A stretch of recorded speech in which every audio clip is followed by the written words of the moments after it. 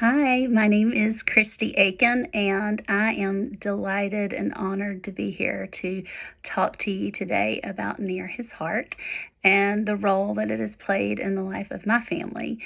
We have been just inordinately blessed by the grace and the love of this group and the special needs community. And so I just wanted to share a little bit of that with you today.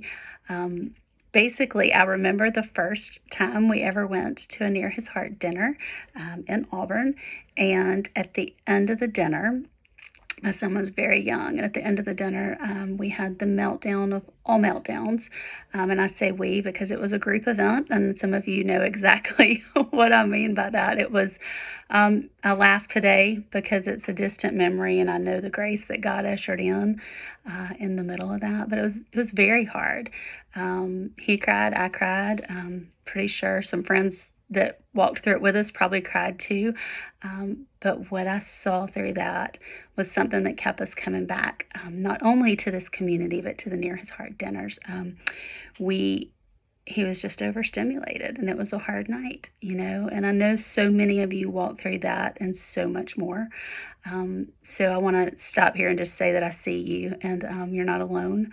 And that is the beauty that I think I picked up. I know that I picked up right off the bat from Near His Heart, is that we were not alone. As I sat in the middle of a church hallway in a church I had never attended before, after the most precious meal ever, doing, full hugging restraints that we have to do sometimes, crying with strangers at the time, and leaving going, Lord, why did you bring me here? And then the next day, God used that very moment to invite us into a family camp scenario where we would get to know these people, and they would no longer be strangers to us, but they would be our people. And that has continued year after year. These are our people. And it started at Near His Heart years and years ago. Goodness, I don't even know. The very first dinner that they did, I think. Anyway, so it's been a blessing to us. And God has taken some of the most vulnerable times and used those and shaped us by them. So if you have never been to Near His Heart, I just want to encourage you that this is a sweet place to be, and you're not here by mistake, even if virtual, that God has ordained this path for you to connect with people who are like none other. I know that's what it's been for us, so I can speak from that experience.